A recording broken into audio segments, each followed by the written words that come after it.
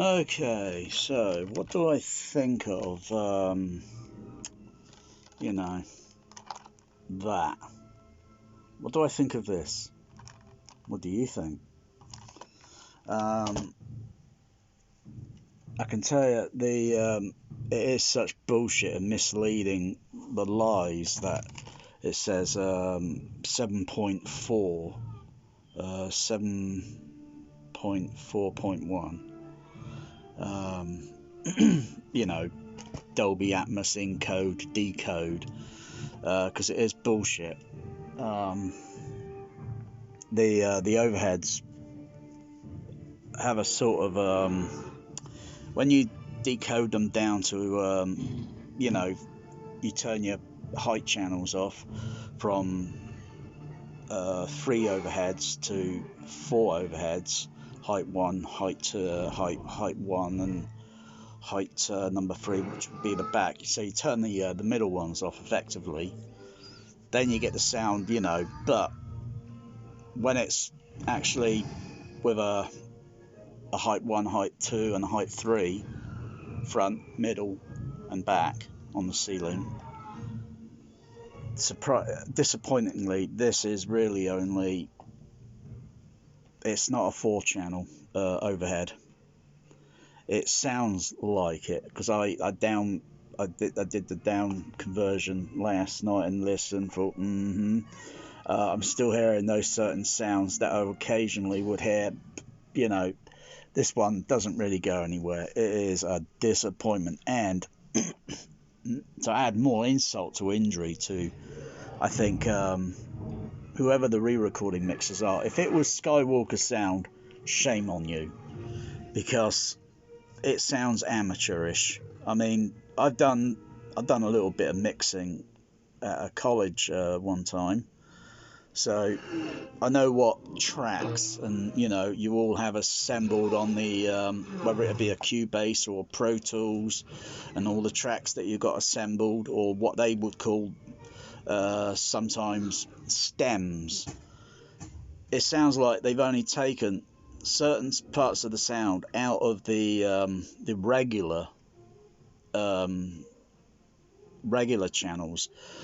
Some people call it bed, and then you got an object channel that, you know, that's an object and it flies around you, you know. And then you got a bed that you usually go and lay down and get a bit of sleep, and then that's where you start thinking that Dolby Atmos encode, decode, mixing and all that is a bit of a bullshit format.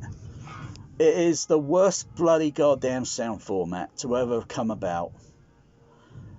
Yeah, I like the idea to have overhead sounds, or overhead surrounds, and I worked at UCI, and all the 10 screens had overhead surrounds, and that was 1989 with a Dolby CP55 with SRA in the rack to play A-type or SR soundtracks. And then when I left UCI, they had DTS installed. Oh gosh, and then I go and listen there. Now I'm listening to an actual Star Wars 97 Empire Strikes Back in screen number 6 with split surround overhead. God, you know, the more things surround, the more things surround you the same. You know, when things kind of like on the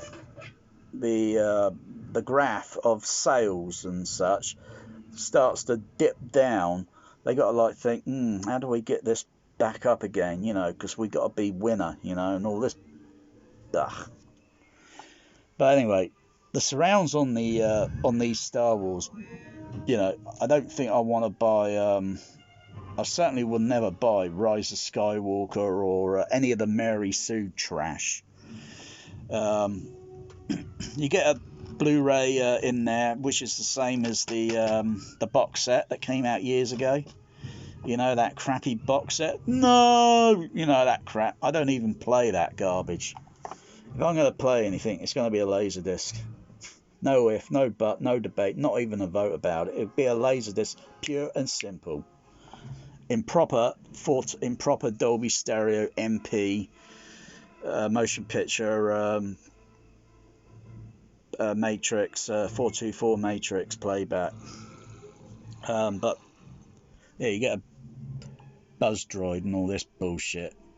Those sounds are just regularly on your side surround, or some of them on your front or your back, and they've taken that and they mixed it and condensed it into, and then just put it in through the encoder, and then you just decode it back as garbage trash. To most people that haven't got a good home cinema to listen to, you don't have to have 30 grand to spend on a Trinov and then watch a 3D graphic with objects moving around. You got to actually listen to it, because I know what's going on here. I know what the game is. I know what their little sneaky game here is with all this Atmos bullshit. At least the disc was cheap. And is the 4K any better? Not really. Not really. It was satisfactory enough on the Blu-ray I had. And the mix on that was a-okay.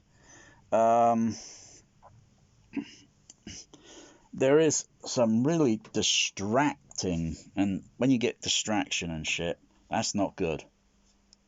But to a lot of people, they wouldn't know. A lot of you out there wouldn't know what to look for, or what to listen for. Okay, they're exiting. I think you hear you can hear the doors closing overhead, but that doesn't make sense because their geographic of the they walk out, so they're at a high plane level. They're at that horizontal plane level. The camera's up at an angle there, so you should hear the sound behind you, which I think is, if I turn on the back surround,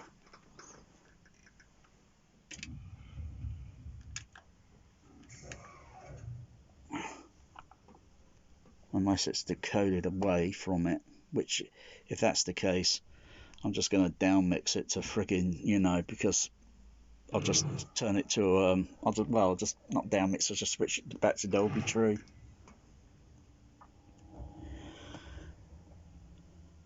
Just turn up the back surround really loud. Yeah, it's partly still behind. So I don't know what the point is of adding that when, I don't know, I think Skywalker Sound have been smoking far too much of their own goddamn mixing product, because really I think they are just losers at goddamn sound film mixing now. They can't even, they can't even get something like this right. Oh, and then it's all the bullshit about, how much money they got and all that bullshit. I think if someone had the actual Atmos encoding and then all the mixing, and I think someone, with a bit of patience, because you got to watch the film, you got to take notes, you got to look at. Now I'm hearing brimming Count Dracula and freaking Brast and Obi-Wan, and he sounds a bit brassed off, you know what I mean? Brassed off, pissed off. And freaking, I don't know, someone that's playing Darth Vader here, I don't know. Hearing the dialogue overhead makes absolute zero sense. I'll just turn it up a bit, but I think I'll hang on, I'll adjust the overall level, because I'm not going to turn the whole processor up. So I go into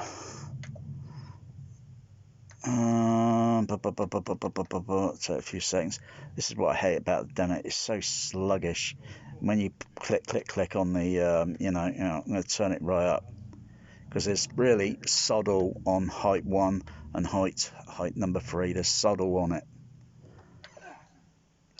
You decode it, like I say, into height 1 and height 3, which would be at the back. My powers have doubled since the last time we met, Count. Good. Twice the pride, double the fall. And he's on dog number 1. Try doing that.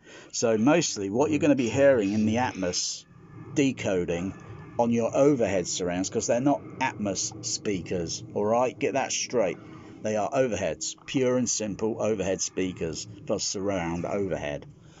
You're going to hear freaking dialogue and occasionally, and that is majorly distracting.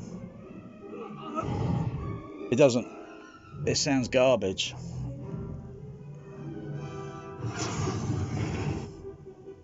And a lot of that clap, that's all upfront sound. And the lightsaber, that's all across the screen channel, with some waving of it going through the surround to create a... You ain't missing nothing with Dolby Atmos, really. It's like, stop the FOMO, you know, the fear of missing out. And there isn't anything new here to bring to the show. So all the Disney upmixes, Atmos upmixes, are absolute trash. Because if I can hear this garbage trash here and it sounds appalling, I don't think I will waste my money on A New Hope, Empire Strikes Back, Return of the Jedi, Phantom Menace, Attack of the Clones, the Mary Sue ones. I wouldn't even touch with a barge pole.